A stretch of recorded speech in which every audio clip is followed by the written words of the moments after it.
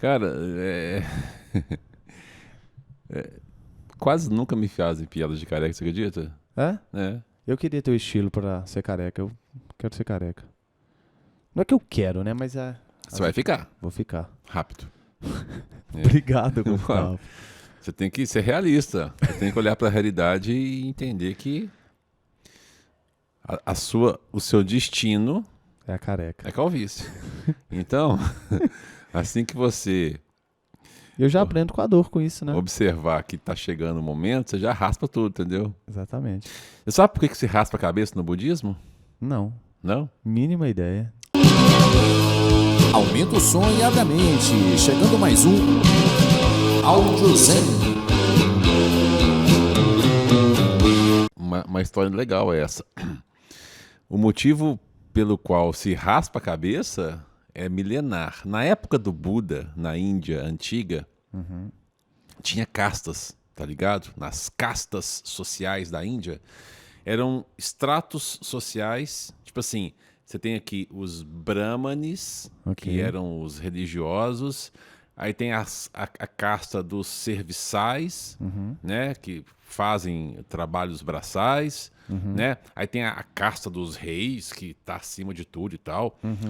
Então, assim, havia castas sociais na Índia Antiga. Até hoje ainda há muito disso, né? Principalmente em vilarejos menores e tal. Ok. Então, por exemplo, né, havia proibições. Uma pessoa de uma casta entrar na outra. Então Ok. tinha coisas que uma casta podia fazer e que a outra não podia fazer. Muito bem. E uma das formas de identificação das castas era cabelo, penteado.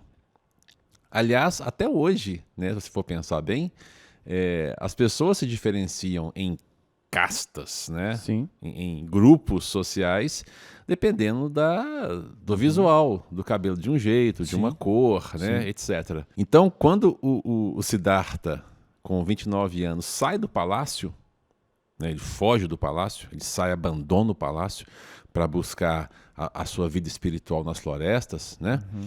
A primeira coisa que ele faz é cortar o seu coque de príncipe. Tinha um cabelo com um coque, né? Que só a realeza poderia usar. Então a primeira coisa que ele faz Foi raspar. foi cortar. Ele cortou, pegou uma faca, ele estava acompanhado do serviçal dele, do Channa. E aí ele pede para Channa a faca, pega, e na hora que ele vai cortar, Channa, assustado, fala: "Não, meu lord, não faça isso", tal. Aí ele vai, corta o coque, joga no chão. Então esse ato simbólico de desapego à casta, né, com seus símbolos, e aí também o Buda, né, o Siddhartha, naquele momento ainda era Siddhartha, né, ele joga fora as suas roupas reais de príncipe, né, joga tudo fora, e aí ele passa a usar então o manto budista, né, cobrindo o ombro esquerdo, e o manto é exatamente, ele simboliza muitas coisas, mas dentre elas, né, o desapego a qualquer identificação de vestuário. E Tem aí, um porquê de ser no ombro esquerdo?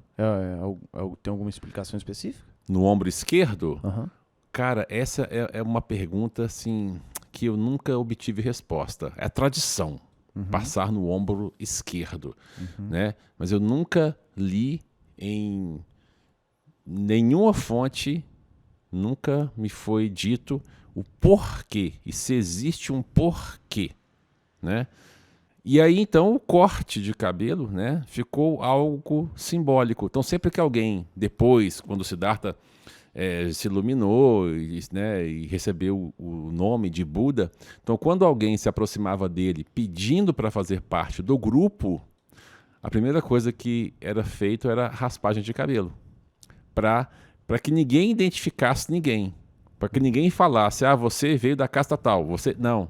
Então, todos raspavam a cabeça e vestiam os mantos, o manto da cor Neutralizou. ocre.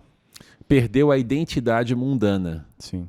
né? Jogou fora aquela identificação com a construção de personagens que normalmente nós fazemos por meio da nossa aparência visual. Então é por isso que a tradição de raspar a cabeça significa desapego. Desapego à sua autoimagem, desapego à sua identificação com uma construção imaginária que se faz para si mesmo, do ego, das relações sociais e tal. Então, por isso é que se raspa a cabeça. Legal, velho. Não imaginava, não. Você achava que era por quê? Não, eu achava que era uma coisa mais... Assim, eu tinha um pensamento mais do desapego, mas não sabia que tinha toda essa explicação por trás, não. Legal, legal. E nos mosteiros japoneses, né? Japoneses, porque isso varia. A raspagem de cabeça é feita todo dia, terminado em 4 e 9. Então, um dia... A data terminou em 4 ou 9, então dia 4, dia 9, dia 14, dia 19, dia 24. Acho que é uma organização, né? Que loucura, velho. Legal. Aí tem o dia de raspar a cabeça, né? Como é que foi o seu processo disso? Você já estava preparado para esse desapego quando você foi raspar? Cara, você não sabe da história. Foi assim, foi uma coisa muito bacana. Eu já praticava o budismo. Você tinha algum sintoma de calvície? Ou era um cabelão bonitão? Não, eu tinha um cabelo... Cara, eu não consigo te imaginar de cabelo. Foram o quê? 26 anos atrás que você raspou? Não, vai escutando a história. Então, eu já praticava o budismo em 95, que foi quando eu comecei a praticar, né? E aí... Quando foi em 2000, no ano de 2000, outubro de 2000, uma colega minha, química, que trabalhava comigo, eu na física, ela na química, falou assim: Gustavo, você que gosta de budismo, de meditação, eu tenho um amigo meu de infância que nasceu lá no interior de Minas comigo, em Espinosa, que foi para o Japão, já tem uns 10 anos, e está voltando agora para visitar aqui a família e tal. Ele é um monge. Ele alcançou lá super reconhecimento no Japão. Aí eu falei, é mesmo? É mesmo. Aí eu falei, eu gostaria de conhecê-lo. Aí ela foi, né, Edna, que ela se chama, me deu o telefone, né, que ele estava aqui em Belo Horizonte. Aí eu liguei. Meu nome é Gustavo, né? Eu queria me encontrar para conversar um pouco sobre a prática de budismo e tal. Tudo bem, então vamos marcar tal dia, que era numa sala de meditação, lá em Belo Horizonte, lá em Santa Teresa, que ainda é a sala do Napoleão, que é um monge Napoleão Ryokei, né? Vamos encontrar no Napoleão, que eu já conheci, inclusive, na época, já tinha ido praticar lá, né? Beleza. Aí... eu tinha cabelo, estamos em 2000, né? Tinha cabelo e eu lembro que era bem curtinho já vinha reduzindo o tamanho dele. Já, né? Preparando ali o meio de campo para... E aí eu lembro que eu saí do trabalho, me dirigi a essa sala de meditação e no caminho eu pensei assim, cara, eu vou passar no barbeiro. Aí eu passei no barbeiro, aí falei, cara, mete máquina zero. Nossa, raspa tudo. Velho, que isso. Intuitivamente. Aí, raspou tudo, beleza. Chegou lá até com uns cortezinhos assim, cheio de pelo. O cara já percebeu. Não, aí, quando eu cheguei no portão, ele tava chegando também. E na hora que ele me viu, a primeira coisa que ele falou foi assim, uai, já raspou a cabeça? Então agora faça, só ordenar. Brincou assim, você acredita? Que isso, velho. Agora só falta ordenar. Mas de verdade, você só falou, vai aqui agora, vou cortar. Porque ninguém te falou nada disso, né? Ninguém falou que você tinha que cortar. Não, mas eu não tinha que cortar. Eu não era monge ainda. Mas, pô, ninguém raspa o cabelo do zero, do nada, não é? Não, mas eu não era monge. Não era, mas não. Você já sabia... Ou talvez tudo já estava indiciado para algo, né? Não, eu ia me encontrar para conhecer, a minha ideia era conhecê-lo, talvez, quem sabe, praticar um pouco mais com ele, fazer um pouco de meditação, né? Pegar umas dicas e tal. Que legal, velho. E ali, nesse encontro, na porta ali, fica na Rua Mármore, né? Na porta do templo do Napoleão, né? E nesse encontro inusitado surgiu essa frase, você já raspou a cabeça? Então agora é só ordenar. E na hora que ele falou isso, algo fez muito sentido. Sabe quando alguém te fala alguma coisa que não aconteceu ainda? Sim. Que você não tem a menor ideia que vai acontecer. Mas faz sentido. Mas assim, você fala... Na sua cabeça fica assim, caindo ficha, pá. Sim. Aí você volta tudo e fala assim, uou, mas eu tô aqui agora, né? E foi assim que aconteceu.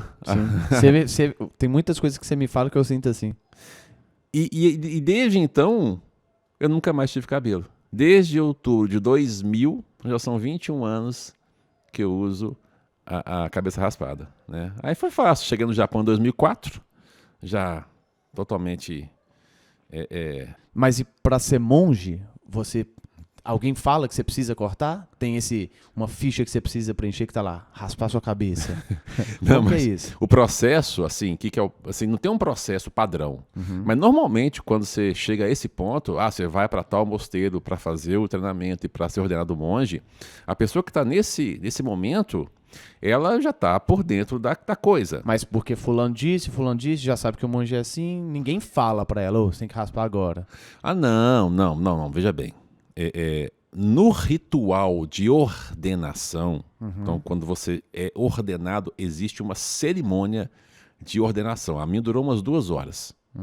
E nessa cerimônia existe um momento em que o mestre que está te ordenando, isto é, te aceitando na ordem monástica, ele tem um momento simbólico, né? Você deixa inclusive um pouquinho de cabelo assim, um pouquinho só, que ele vai lá e raspa.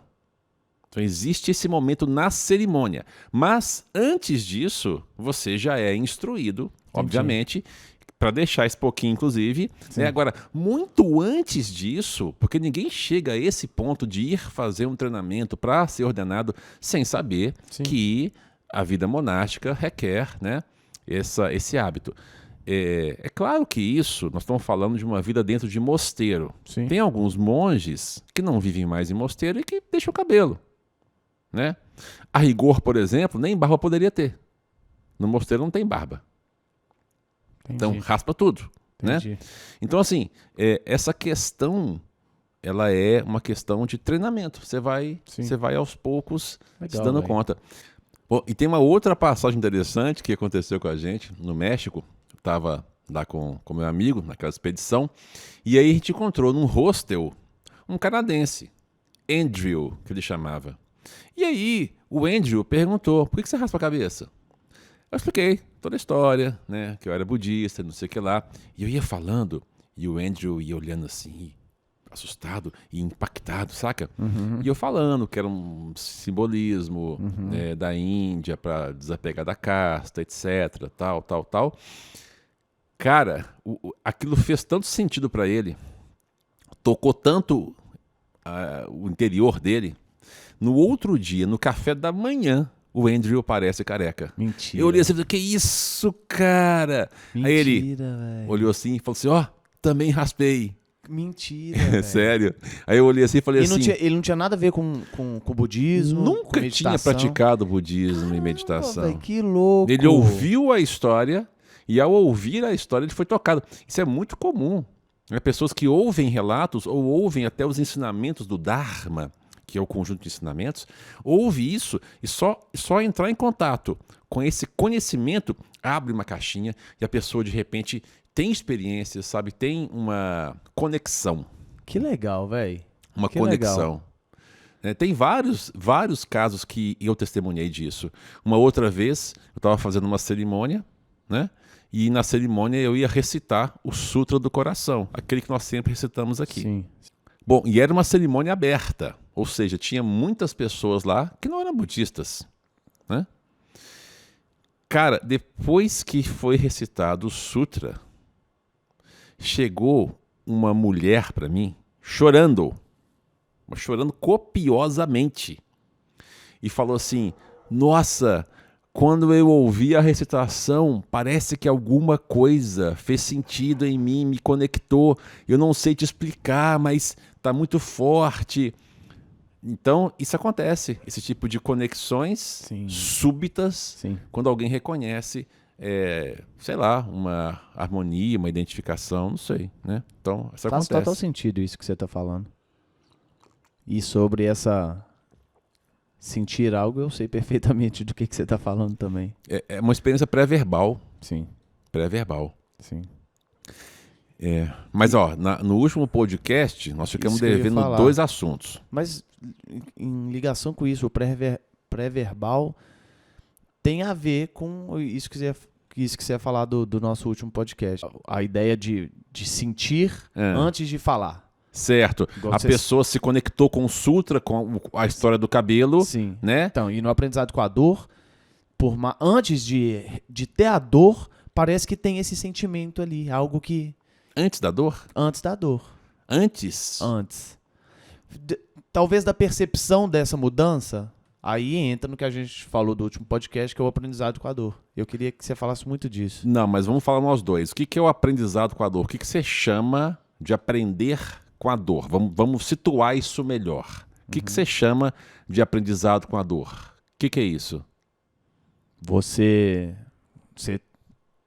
reconhecer na dor, reconhecer ali tomando um não na cara, reconhecer. E disso você pode não aprender o sim, mas você já sabe que aquele caminho determinado ali é um não. Aí, já tive você consegue formular melhor. Tá fazendo sentido o que eu tô falando? Não. Fale mais claro. Pô, velho. Porque eu também quero aprender isso. Sim. Eu não tenho, ó, claro em mim o que é isso. Beleza. Vamos lá. Aprendizagem com a dor geralmente pressupõe mudança de comportamento no mundo, ok? Então, assim, eu tenho um padrão de comportamento, de ação no mundo. Estou fazendo de um jeito. E aí, esse jeito de fazer algo gera experiência dolorosa. Então, eu vou ter que recalibrar minha ação no mundo. Então, quando se fala em aprendizado com a dor, isso inclui, dentre outras coisas, mudar comportamentos, mudar ações baseadas na resposta negativa que eu tenho de doer em mim. Sim. Né? Sim. Aquela experiência dos macacos na jaula, eu não sei bem como é que era exatamente, mas era tipo assim, né? Acho que quando um macaco comia banana, todo mundo era molhado, né? E aí o macaco pegava uma banana. Aí que o grupo começou a fazer?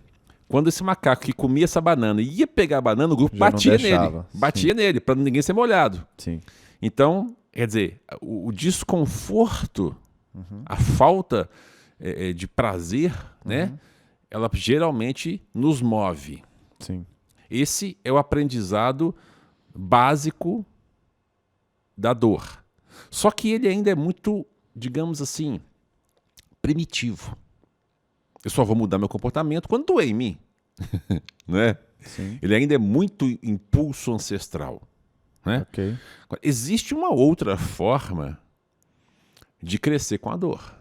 Existe uma outra forma de aprender com a dor. Que é aquele tipo de experiência dolorosa que não envolve especificamente a sobrevivência ou a busca de um prazer. Por exemplo, quando a gente perde um ente querido. Quando nós perdemos um ente querido, não é apenas... a gente não perde só as relações prazerosas que nós tínhamos. Não, a gente perde um convívio, a gente perde toda uma estrutura de relacionamento que a partir daquele momento não existe mais, naquele plano, né? Do jeito que era, ok? Então, esse tipo de dor, por exemplo, pode transformar também. E não é necessariamente uma dor, né, que está ligada a algo de sobrevivência, a algum aspecto primitivo, né, que gera prazer imediato. Ou, por exemplo, quando você olha para o sofrimento no mundo, olha que interessante, né? Quando você olha para as pessoas que estão em sofrimento no mundo, essa experiência também pode ser dolorosa em nós. Sim. E isso pode gerar em nós mudança de comportamento. Então aí já é um nível de aprendizado com a dor acima do primitivo. No nível primitivo, seria assim, tudo que me incomoda, tudo que rouba meu prazer, a minha comida, o meu sono, tudo que gera o desconforto sensorial, eu tenho dor e por isso, então, eu mudo a minha ação no mundo porque eu estou perdendo alguma coisa. Né? Então, é um olhar, digamos assim, autocentrado. Mas existe uma outra forma também de se aprender com a dor que é menos autocentrado. Então existem outras experiências de dor que podem me mover para que eu mude meu comportamento no mundo. Essas experiências, inclusive, elas são utilizadas no treinamento budista. Então, por exemplo, né? Obrigado. Por exemplo, não é que você vai pegar um chicote e provocar dor, né, física, mortificação, não. Isso, inclusive, é um caminho que a gente sabe que não vai dar muito certo. Mas, por exemplo, né, quando alguém está muito mergulhado na construção da ilusão pessoal, do ego, da identidade, geralmente o professor vai lá e cutuca. Sabe? Dá uma forçadinha ou faz um convite enérgico para a pessoa acordar. Ok. Então, tipo, quando chega alguém, né, no mosteiro, isso acontece, tá? Para fazer um retiro, para fazer algum tipo de experiência de meditação, né? E a pessoa está muito autocentrada. Porque eu sou isso, eu sou aquilo, eu sei isso, eu sei aquilo, né? E, geralmente, os professores pegam essa pessoa e colocam para limpar banheiro, para cortar grama, experiências que, a princípio, ela verá como experiência de diminuição do status dela, né? Sim. Porque eu sou um engenheiro, eu sou um filósofo, né? Aí o cara tem que limpar o banheiro. Sim. Então, é um convite, né, imediato a entrar em contato com uma realidade e revelar que o mundo, muitas vezes, não vai ser conivente com a nossa construção pessoal. E nesse contato, nesse choque, a pessoa tem uma oportunidade, uma possibilidade de abandonar ou de rever esse apego. Então, esse é um exemplo de aprendizado com um desconforto psicológico, por exemplo. Mas o fato é que sim, que a gente pode aprender com a dor. Aliás, eu acredito que na maior parte dos casos é muito difícil se encontrar no campo, por exemplo, do treino de meditação, do budismo, né? Eu acho difícil encontrar uma pessoa que, sem algum incômodo inicial, vá buscar meditação.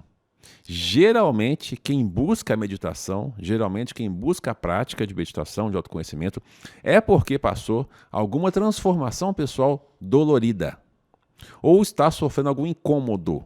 Geralmente, tá? Ok. Geralmente uma pessoa está no momento de reflexão, está passando por um momento que ela precisa se acalmar, aí ela busca uma solução para aquela questão. Ok? Uma pequena parte dos praticantes busca a meditação por uma vontade que não tem uma condição ligada com a dor, assim, sabe, clara. É claro que sempre vai ter uma insatisfação, uma busca de um sentido, né? Por que eu estou aqui? Qual que é a minha missão? Tudo bem, isso também é um incômodo, isso também é uma dor psicológica, que pode estar por trás de uma motivação de alguém que busque a meditação. Mas, normalmente, a gente vai ter isso, vai ter sempre uma motivação de um incômodo que leva, né, a pessoa, o praticante, a buscar uma forma de aliviar aquele sofrimento. A própria história do Buda foi assim, né? Sim.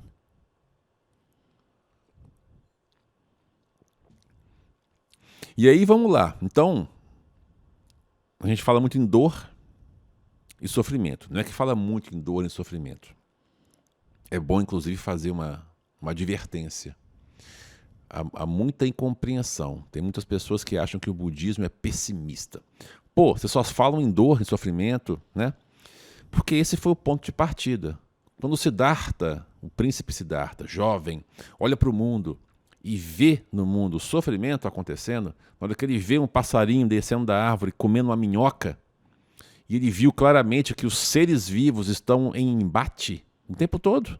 Na hora que ele vê isso, ele fala, cara, por que os seres sofrem tanto? né? Outro dia a minha filha, a Maia, me falou uma coisa assim, olha pra você ver, Maia com 9 anos de idade, fantástica. Ela falou assim, pai, você já percebeu que todo ser vivo come outro ser vivo? Como assim, velho? Todo ser vivo, para ficar vivo, tem que comer outro ser vivo. Tem que se alimentar. Sim. Né? Mas de onde que ela tirou isso? Ué, do café da manhã. Do nada? As tiradas da Maia. A Maia tem uma coleção de tiradas. Né? Eu devia ter feito um livro, né? Do café da manhã. Sempre no café da manhã. Ela acorda, toma café. Começa a reflexão. Aí começa. Pai, se Deus criou tudo, quem criou Deus? Coisas do tipo. E o que você responde, velho? Eu dou risada. Mas você não responde? Não, depende da pergunta. E né? essa aí? Essa de Deus, que nossa, essa aí foi seu Maia. Pega leve, filha, né? Então o que responder não, velho? Pega leve, essa aí, nessa hora da manhã, é pesada. Aí eu desconversei, deu uma desconversada. Eu não sei não, hein? Agora, interessante isso, né? Sim. Assim, eu não sei se todo ser vivo come um ser vivo. Pode ser que tenha, sei lá, um plâncton na Austrália que, sei lá, se alimenta de luz, eu não sei. Mas não. Né? Mas em algum momento da vida você teve uma dependência de um outro ser vivo. Mas vamos falar assim, né? Boa parte dos animais, né? Mamíferos, répteis, não sei o que lá, aves, todos eles comem, de alguma forma, outro ser vivo. Sim. Isso por si já configura uma situação de tensão existencial. Olha só, eu tenho que me alimentar. Sim.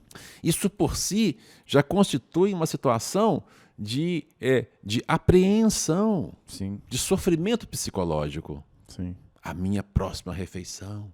Sim. Né? Quando o Buda olha para o mundo e vê isso, e isso é simbolizado pelo passarinho comendo a minhoca, ele fala, cara, por que os seres sofrem tanto? Né? Eu não sei se eu já contei, mas uma outra parte da história do Buda é que quando ele nasce, tem um eremita, Asita, é o nome do eremita, que fala assim para o rei, para o pai dele, Suddhodana, né? Se esse menino crescer no palácio e tal, né, virar um rei, ele vai ser um grande rei, ele vai governar o mundo. Mas se ele sair para a busca espiritual, ele vai ser o rei espiritual do mundo. Tipo assim, avisando, ele vai ser um grande ser. O pai dele queria que ele fosse rei mesmo. Rei de Kapilavastu. E o pai dele, para impedir que ele saísse, né, o que ele faz? Constrói para ele 3 palácios, dá toda uma vida boa, não deixa que ele fique saindo na cidade muito para ver a cidade, né? Camufla a questão do sofrimento. Só que não tem jeito. A bolha. Sim. Só que não tem jeito.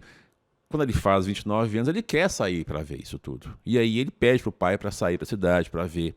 E ele vai. E o pai manda recolher os doentes, os mortos, né? Só que não tem jeito. Ele acaba vendo 3 sinais. Ele vê 3 grandes sinais. Ele vê um homem doente. Então ele vê um leproso, muito doente, quase morrendo. Né? Ele vê 4 sinais, na verdade. Ele vê um homem doente, muito, muito doente.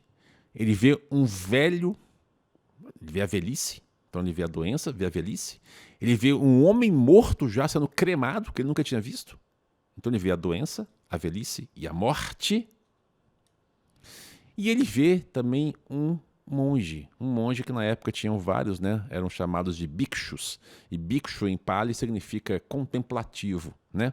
Então uma pessoa que estava na floresta, fazendo meditação, né, por conta própria, tentando encontrar a solução para a questão e tal.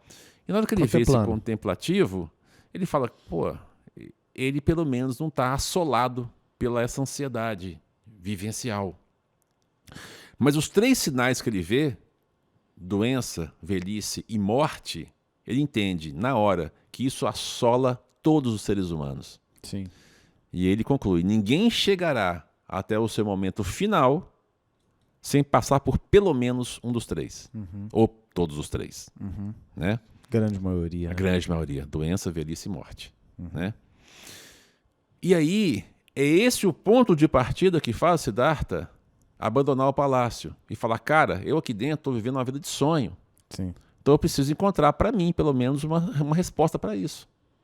né? Legal, vem. Ou seja, as pessoas confundem que o budismo é pessimista porque esse foi o ponto de partida. Só que não para aí. Né? Então, Siddhartha vai para as florestas, alcança a resposta, a iluminação, a realização. E no seu primeiro sermão, ele profere o que se chama as 4 verdades nobres do budismo. As 2 primeiras confirmam o que ele tinha visto no palácio, ou seja, o sofrimento existe. E as 2 últimas dão uma solução para isso. Então o budismo não é pessimista porque ele apresenta o problema, mas traz a solução. Ele seria negativista se ficasse no problema. Mas assim, deixa eu te perguntar uma coisa. Tem isso? O budismo é considerado algo pessimista? Eu confesso que eu nunca ouvi falar disso. Sim, há uma incompreensão. Pessoas que estudam de forma rasa o budismo, rápida, apressada, podem tirar a conclusão de que o budismo é uma filosofia ou uma religião que só olha para o sofrimento e fica ali falando que o mundo é sofrimento, o mundo é dor, por isso faça meditação. É vago demais falar isso. É melhor você ter a percepção do óbvio e reconhecer e buscar a solução do que ficar... Não existe dor não, tô bem. Pois é, mas existe a incompreensão. Inclusive, a corrente filosófica chamada de pessimista, existe uma corrente da filosofia alemã do século XVIII, XIX, que são os pessimistas. Por exemplo, Schopenhauer, Nietzsche. E eles não é que se basearam, mas eles beberam muito da fonte parcial do budismo, ou seja, eles não foram a fundo, mas pegaram alguns aspectos do budismo para construir os seus argumentos. Então, a dita filosofia nihilista, o que é o nihilismo? É aquela abordagem filosófica que nega o sentido da existência. Tipo, nós estamos aqui vivos, não tem nenhum sentido para isso, é tudo vazio. E aí eles incompreenderam o vazio budista. Tá? É tudo vazio, então que se dane. É tudo sofrimento, então não tem sentido. Existe essa corrente, né? É claro que eu estou exagerando, né? Sim, criei uma caricatura. Sim. Mas existe uma corrente filosófica pessimista nihilista que usa muitos argumentos pseudo-budistas para justificar muitos pontos dessa doutrina. Então isso é uma incompreensão, por exemplo. Né? E sobre essas 4 verdades nobres? Então vamos lá, vamos apresentar as 4 verdades nobres. Elas revelam uma percepção de mundo, ok? Uma percepção que traz na mesa uma questão fundamental, que é a questão do sofrimento humano, e traz também uma possibilidade de resolução dessa questão. A primeira verdade nobre, e o termo nobre, né, refere-se assim porque são verdades que você pode verificar em qualquer lugar para o qual você olhar. Se você olhar para qualquer lugar do mundo, você vai ver isso. Né? Ou 4 constatações, né, nobres. Né? Vamos lá. A primeira delas, o sofrimento existe. Ponto final. Sofrimento no mundo, no ser humano especificamente, existe. Os seres sofrem. É claro que o sofrimento, como nós conversamos antes, né, é atribuído a todos os seres viventes. O simples fato de estar vivo e precisar me alimentar, isso já gera uma apreensão, já gera uma tensão psicológica que por si só é sofrimento. Ok?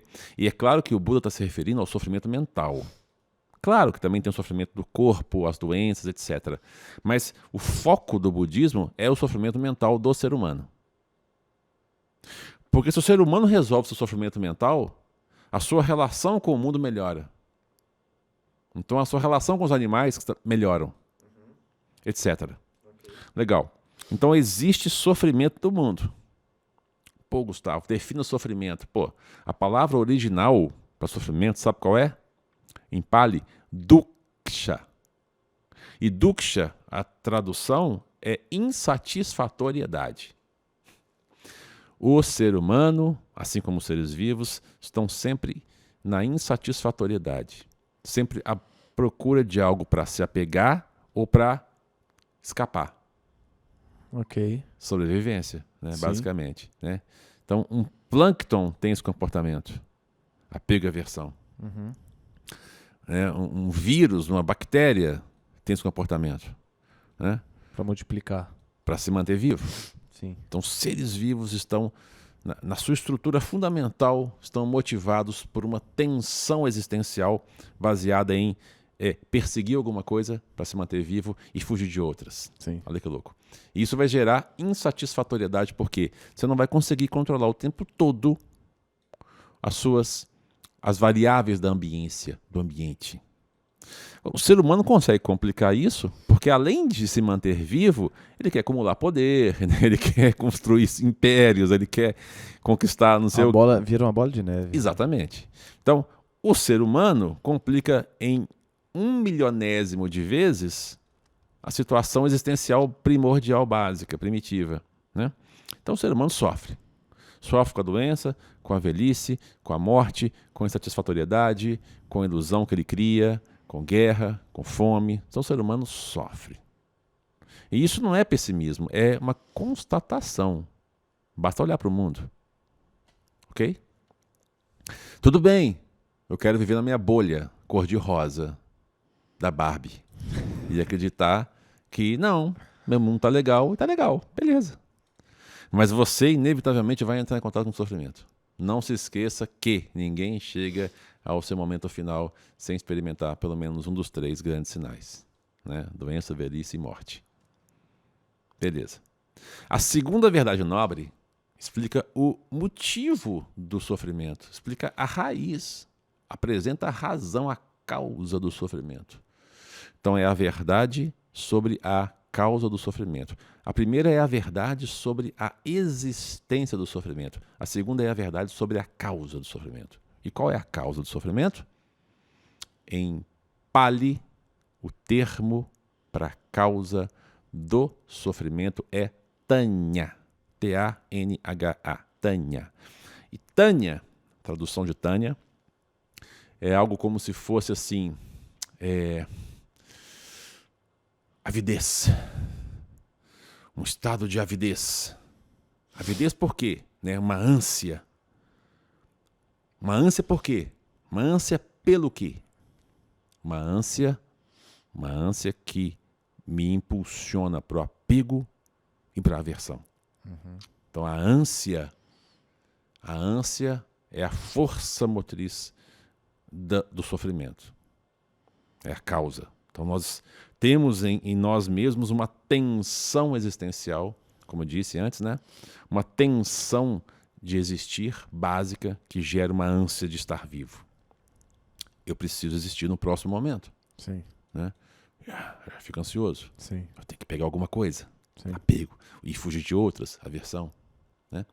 Então, muitas traduções no português colocam como desejo. Desejo como sendo a raiz do sofrimento. Mas eu entendo que desejo é apenas um dos polos da ânsia. Essa ânsia, Tanya, é um núcleo que é bipolar. Então, é desejo e aversão. Né? Apego e aversão. Né? Justo. Então, não é só o desejo. Eu desejo. ia falar que o desejo faz sentido. Não é só o desejo.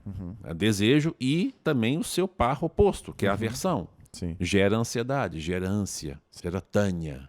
Né?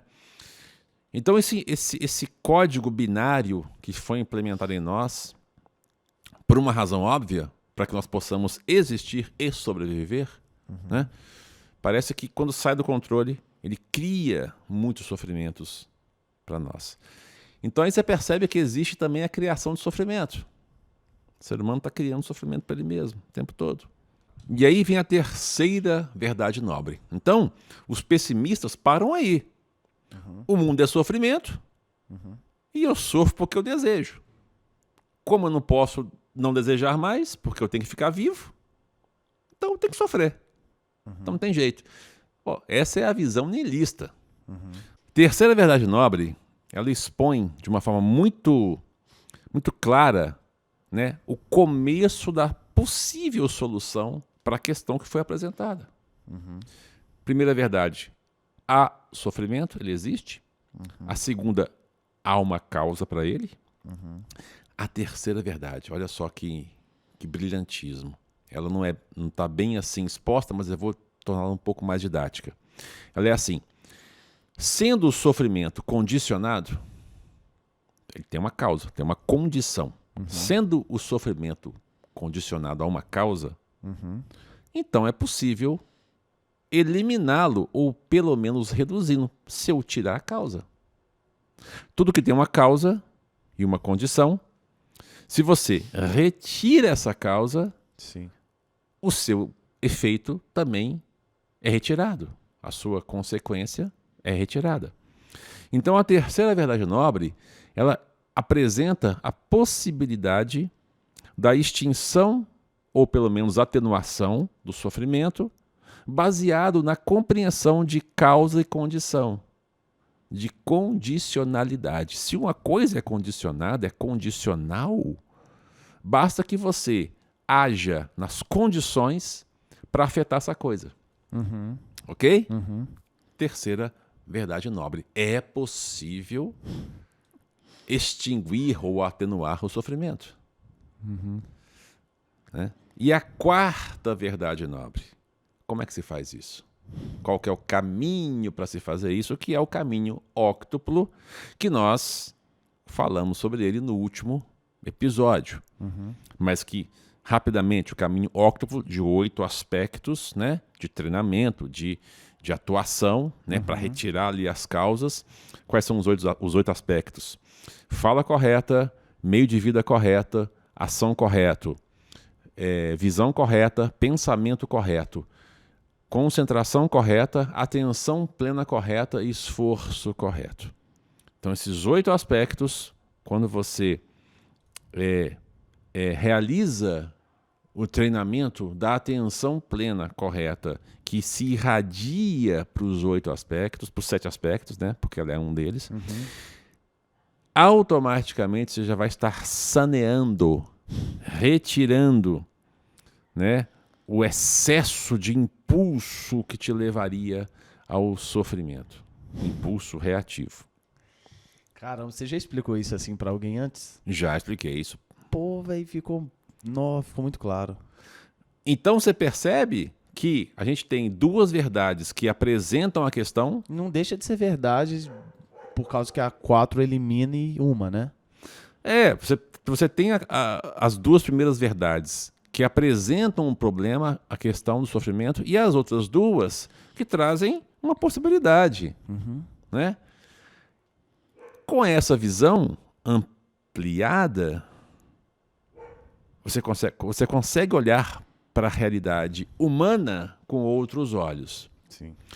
Aí você consegue falar assim, legal, a dor é inevitável, é inerente à vida. Porque nós temos um corpo que envelhece, adoece e morre.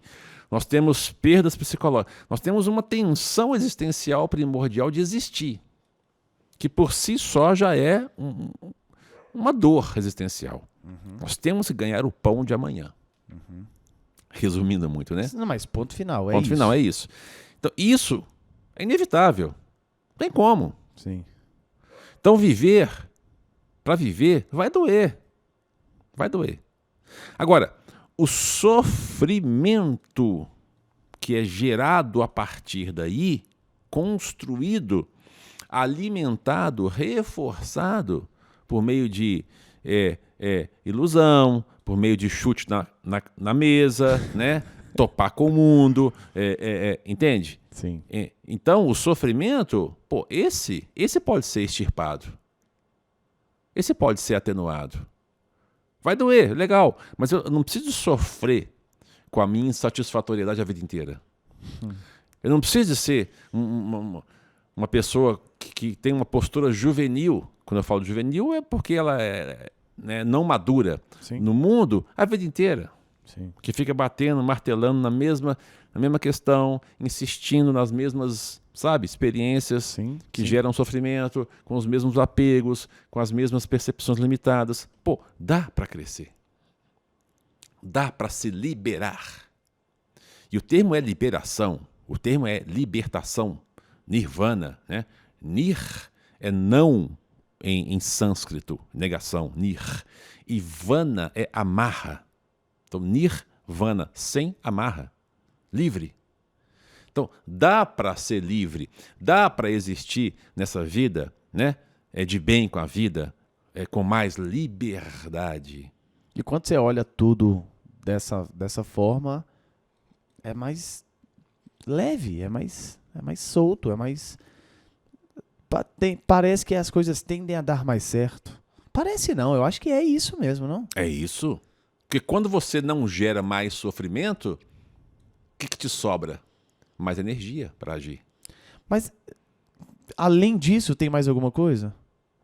Porque quando você diz, quando você não tem o apego ali de algo ruim, do sofrimento, da ansiedade, quando você não tem esse apego, parece que por si só as coisas andam.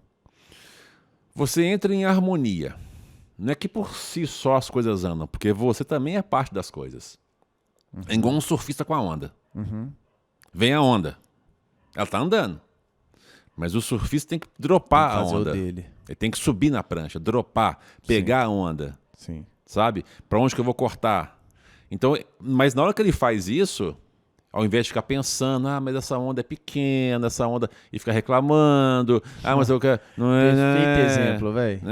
Perfeito exemplo, porque tem muito surfista que eu vejo, já vi uns vídeos dos caras, tipo, hoje não teve onda nenhuma. Aí no cantinho ali tem um carinha que tá felizaço com a onda pequenininha. E aí você surfa a onda. Então, veja que a realidade está acontecendo. Sim. E você, por sua vez, faz sua parte. Sim. Dropa a onda. Então você sobe da onda e surfa a onda. Aí sim, uma vez lá em cima, você mantém o equilíbrio e as coisas acontecem por si só. A onda está seguindo, você está equilibrado, mas você caiu muito para aprender a equilibrar, detalhe, né? Então tem treino, tem esforço, tem repetição. Mas beleza, você está ali equilibrado na prancha, está surfando, está pegando a onda, está no flow, está ajudando com o seu corpo, comprime, distende o corpo para gerar mais flow e dropar a onda. Véi, perfeito exemplo. Legal. De verdade. Então assim, não é que as coisas acontecem por si só. Não. Sim. Quando você se posiciona dessa forma, e é questão de posicionamento, Sim. né? Se eu ficar deitado na prancha, eu não vou surfar a onda. Então, quando você se posiciona, aí sim, aí você consegue entrar em sincronia com o que está acontecendo. Tem uma frasezinha, por mais clichê que seja, onde você foca expande. É isso, né? É mais ou menos isso. Onde você foca a sua energia, ali Expande. brota. Sim. Para lá, o seu mundo vai ser orientado. Sim. Então, se você focar em negatividade, você vai ficar preso ali. Sim. Se você focar, mas essa onda não foi boa, essa onda, espera uma maior. Se você ficar, entende? Ao passo que se você tivesse surfado essa, você já teria voltado para pegar outra. Já teria feito uma session completa. Completa, né? Possível. Hoje tá assim, não tem muita onda grande não. Sim. É o que tem para hoje. Sim. Então, meu amigo, aproveita. Aproveita isso, que é o que tem para hoje. E hoje nunca será de novo. Nunca será de novo como é. Nunca será. Esse momento aqui não se repetirá em nenhum lugar do universo jamais. Vamos gravar outro. É outro. Eu já tive várias vezes de, tipo, vamos fazer alguma coisa? Tipo, na bike mesmo. Tipo, vou descer isso aqui. Aí, vou, não vou. Aí, tipo, não dá, vambora. Aí eu olho pra trás e já não é a mesma coisa. Não é. Saca? Tipo, não tem como. Nossa, isso é... E dói, né? Quando você dá um passo pra frente que você olhou e falou, pô, eu queria ter feito, mas eu não fui, eu não fiz. Isso não é dor, é sofrimento. Sofrimento. Então, olha só que legal. A gente já E começa... a gente tem essas... É errado, errar falar de forma errada. Porque olha o apego que eu tenho com dor. Que não é dor, é um sofrimento. Só que eu já acho que isso é enraizado em dor. É inevitável, eu vou sofrer, isso vai me doer.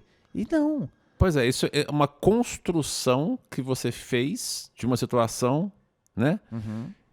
E que te gera sofrimento. O arrependimento é uma construção mental sobre a realidade, uma projeção mental que traz sofrimento. Sim. O arrependimento, a ansiedade, Sim. né? Sim. A preocupação. Certo. Então, assim, vamos começar a partir de agora, olhar o que é dor básica, inevitável, o que é sofrimento. Uhum. Né? E lembrando que a palavra que é usada para sofrimento é insatisfatoriedade. Uhum. Acho que aí fica bem mais claro. Sim. Dukkha, né? No budismo. Então, nas 4 verdades nobres, o que define sofrimento é dukkha em Pali, que é insatisfatoriedade. Uhum. Esse estado de eterna insatisfação, de não estar conectado com aqui e com agora, sempre projetando no futuro ou lembrando do passado. Esse deslocamento temporal que naturalmente vai me gerar insatisfatoriedade. É isso que corrói. É isso que gera sofrimento. Porque a dor é inevitável. Pô, vai doer o estômago com fome. Estou com fome, está doendo no estômago. Uma dorzinha leve, né? Vamos lá. Uma sensação desconfortável, né? Mas é uma dor existencial. Ok? Sim. Inevitável. Sim. E se eu não comer, eu morro de fome. Sim. Né? Agora, o sofrimento que eu construo em cima disso... Aí É você pode morrer, talvez não. Você morre antes da própria causa, que é a fome, só por causa do seu sofrimento. Você pode vir a morrer antes. Sim, porque o totalmente. seu estado mental agrava a situação. Totalmente. Isso. Totalmente. Isso. Que é aquele experimento que eu te falei lá do falso cortar, corte, sim. ligar a mangueirinha com o barulhinho lá no negócio de metal e a o pessoa cara acreditar que está cortada cortado, mesmo. sendo que nem sangrando tava. Ela cria a realidade dela. Sim. Né? Então, isso é muito real. Mas colocando isso no nosso dia a dia, saca? Tipo, eu te falei de negócio de trânsito, de sofrer com trânsito e já rolou muito comigo, pô, época de 18 anos, tipo, primeiro carro, aí o carro na reserva, a gasolina acabando, aí, tipo, tá na reserva indo pro trabalho, tipo, em BH, no trânsito, aí, tipo, a gasolina vai acabar, e começa até a passar mal, e, tipo, chego no lugar de boa, não acaba. Aquele sofrimento inteiro no trajeto todo. Talvez pode até causar um acidente. Nada mudou. Eu poderia ter sofrido ou não, que nada ia mudar. Cheguei num lugar, não acabou a gasolina. Isso é uma inconsequência, né? Vou a BH sem gasolina, beleza. Não, um exemplo, tipo assim, você tá na reserva. Aí, tipo, vou abastecer em BH. Pra ter um contexto aqui, Lagoa Santa, até pouco tempo atrás, a gasolina era 1,5 vezes mais cara do que capital. Aí é normal você ir pra BH pra abastecer. Juntar as duas coisas. Tem que ir pra BH, vou abastecer. E eu fazia muito isso na época de faculdade. E já aconteceu demais de estar no trânsito indo pra faculdade, tipo, carro no meio da reserva, tipo, não, velho. Preciso chegar lá no Corel e depois eu vou abastecer. E trânsito, aí já começava a passar mal e já ficava estressado, velho.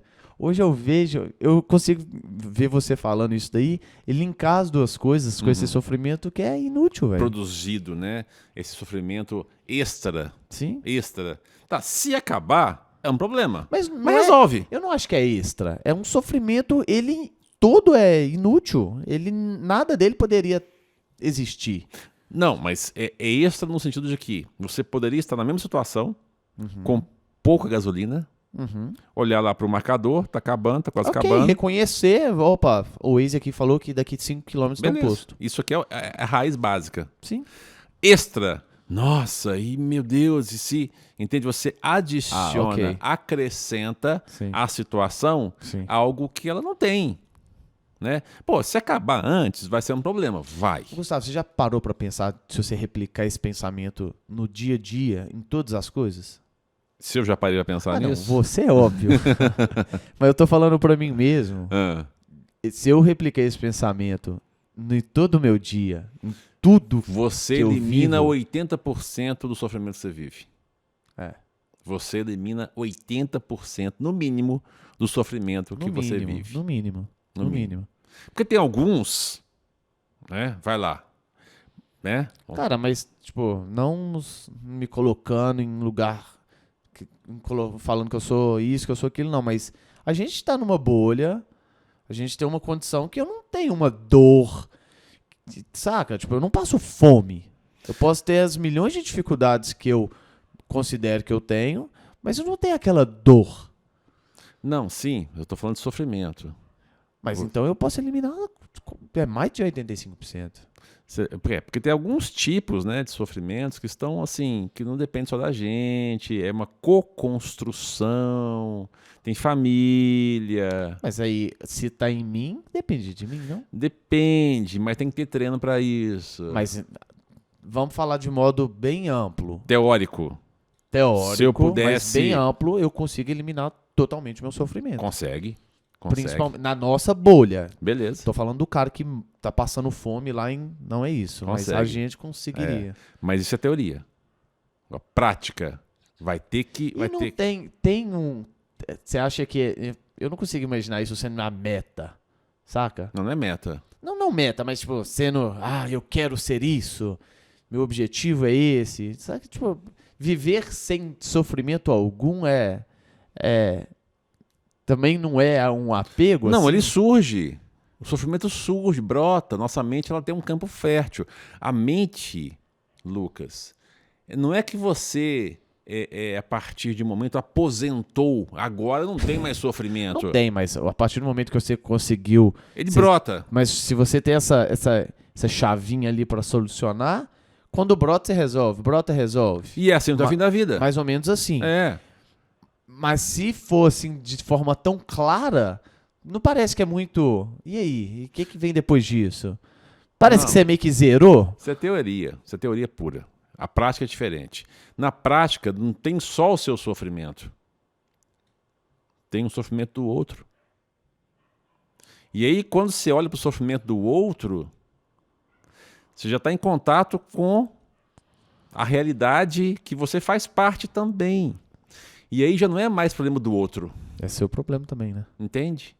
Então, o buraco é muito mais embaixo. Sim. Porque tem karma individual, tem karma coletivo, tem Sim. karma nacional. Sim. Você fala uma sim, língua do sim. Brasil, né? Que é o Sim. português. Então tem um karma nacional, tem um karma global. Então, assim. Então, mas vamos por partes, vamos com Não, calma. eu só quis cutucar isso para entendimento próprio mesmo. É. Mas não é tão linear assim, entende? Não é tão linear assim. É, Mas tá aí algo que eu vou reconhecer no dia a dia. Colocar essa dinâmica, colocar esse pensamento no decorrer do meu dia. E principalmente uma constatação e em cima da constatação uma ação diferenciada. Claro, né? Porque não adianta também ver tudo isso, entender tudo isso. Que é o que eu tava falando nos últimos. Eu percebo, eu tô reconhecendo isso, tô reconhecendo aquilo, mas e aí? E aí que tem que transformar a ação. Sim. E aí nós voltamos lá no começo do aprendizado com a dor. Então, há quem diga que nós estamos aqui para aprender com as nossas dores humanas e com esse aprendizado para que possamos crescer, amadurecer, evoluir, despertar, né? Há quem diga isso, ok? E a dor, então, ocuparia um papel fundamental em nossa existência, posto que ela é motivação para uma ação diferente. Você fala, há quem diga como assim? Não, porque há várias teorias. Mas de né? religião, o que é sim, isso? há várias percepções, né? Há várias abordagens. Eu não quero aqui ficar... Não quero também, não. Eu só quis te perguntar isso pra realmente entender, porque eu Sim, não concordo com sim. isso, não. Nada a ver. Não, mas faz algum sentido. Faz, mas contradiz completamente o que você acabou de falar. Não contradiz não, hein? Porque é no seio do sofrimento que geralmente o ser humano busca uma solução para ele. Ok. Ninguém vai buscar a meditação se estivesse vivendo né, com perus assados voadores caindo na boca, uvas rubis à disposição e 20 virgens nuas. Não. Entendi. Então, de fato, o que geralmente vai levar uma pessoa para o campo da ação, para tirá-la do seu sono, é uma experiência desconfortante. Sim. Então, a dor, né, há quem diga, né, que seria uma espécie de base para as nossas construções humanas, né?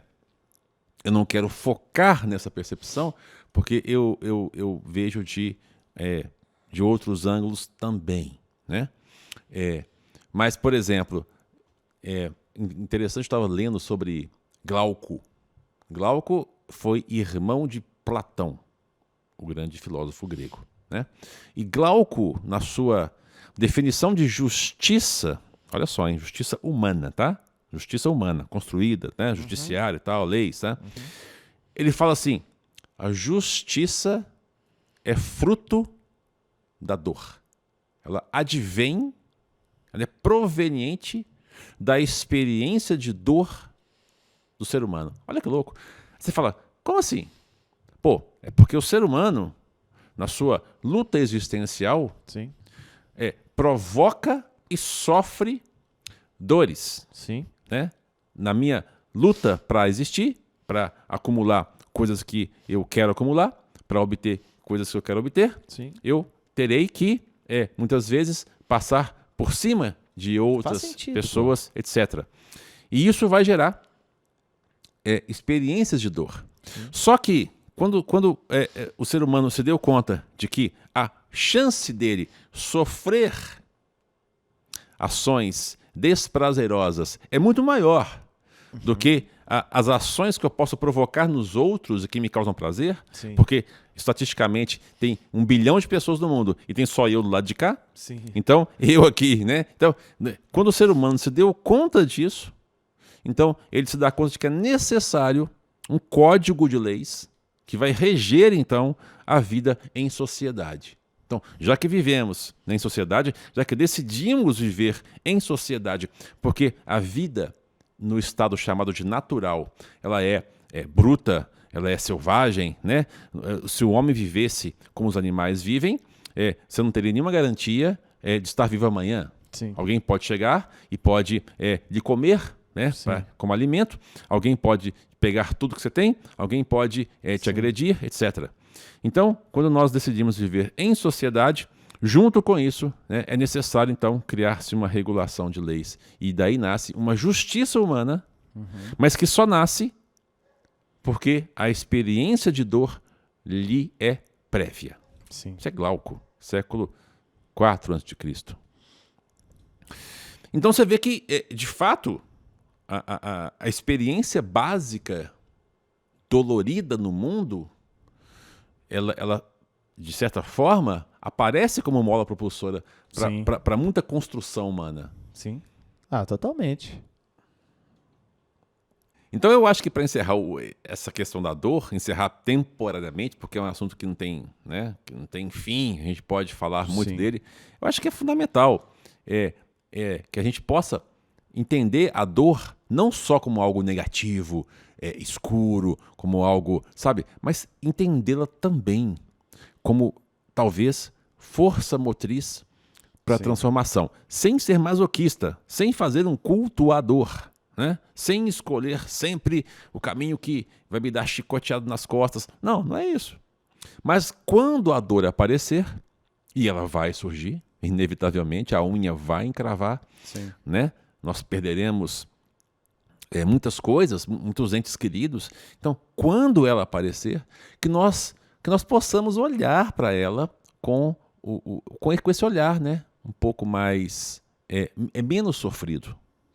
Um olhar mais liberto. Sim. E que gera mais aprendizado, mais crescimento do que o contrário, do que aprisionamento. Então, acho que é uma boa esse convite, que fique esse convite. Sim, sim. Assim, por mais raso que seja, porque eu fico colocando a questão da dor dentro da minha bolha, do meu dia a dia, E eu não olho como uma forma sombria assim, não. Pelo menos hoje, não. Eu tento olhar como cheguei no não, cheguei em algo que me causou a dor, cheguei ali na dor em si, no fim ali, que, pô, tá errado, posso mudar, e aí eu tomo um caminho diferente. Saca? Obviamente é completamente diferente de você perder alguém. Você não poderia pensar dessa forma, mas estou colocando na minha vivência. Sim. Que é muito plausível olhar dessa forma, né? Mas também olhar, né, da questão da dor e do sofrimento. O que é um, o que é o outro? O que eu estou gerando por excesso, construindo por excesso em cima das situações que vão doer um pouquinho, tem jeito. Mas foi muito legal você ter falado tudo isso, porque por mais que eu venha falando nos últimos episódios da percepção de existência ali, do sofrimento, da percepção de que eu tô assim, que eu tô vivendo uma coisa diferente, que eu tô sentindo algo diferente, eu não quero só perceber. Eu quero solucionar também, quero transformar, mudar o hábito, sabe? Me transformar também. E eu já tô nessa transformação quando eu tenho a percepção. Eu acho que isso é o mais... isso pra mim é muito impactante. Ok. Você ter essa percepção e, obviamente, é porque tá mudando em mim. Mas não basta, saca? Tipo, só ter a percepção, tipo, azar, eu não quero só perceber. Vou mudar também. E o que você falou aí hoje foi tipo um tapa na cara. E eu gostei de sua blusa, velho. Show! Eu comprei do Laos. É? Laos é um país fantástico que fica ali do lado da Tailândia. Ah, não, você foi lá? Sim. Ah, pô, que legal. Não, a Ásia assim, o meu xodó, né? Eu sempre, assim, eu fiz muitas viagens à Ásia. Olha, a minha mochilinha tá ali atrás, ó, com as bandeirinhas, né? E no Laos, que é a de cima ali, ó, tá vendo vermelhinha, azul? Laos. No Laos, cara, foi uma das viagens que eu fiz mais curativas. Eu vou contar. Vamos fazer o nosso próximo podcast de viagens? Trips. Legal. De viagens. Vamos. Mas trips... Pô, mas eu vou ficar assim. Uau, que legal. Não, a gente pode falar, por exemplo, não vou falar de todas as trips que eu fiz. Não, tô brincando, mas tem que falar assim. Eu tenho algumas experiências Pois é, e como, regionais como pra que uma contar. viagem pode ser uma experiência espiritual? Sim. Como uma viagem pode ser uma viagem espiritual? Acho que todas são, né? Todas são. Basta que você olhe pra cima. Mas resumindo, comprei essa blusa aqui em Luang Prabang, que é uma cidadezinha ao norte do Laos. É patrimônio da Unesco, ela é fantástica. E o Laos é um país maravilhoso, cara. Laos tá ali, Tailândia do lado, Camboja embaixo, Vietnã ao norte. Legal, então tá na península ali, asiática, né? Uhum. Dos países ali que compõem aquela península, que é Mianmar, Tailândia, Camboja, Laos, Vietnã. Acho que eu falei todos, né? Mas no próximo episódio. Tamo junto, muito obrigado. Legal, valeu. Até o próximo e bola pra frente. É isso aí, tamo junto. Valeu. Áudio Zen.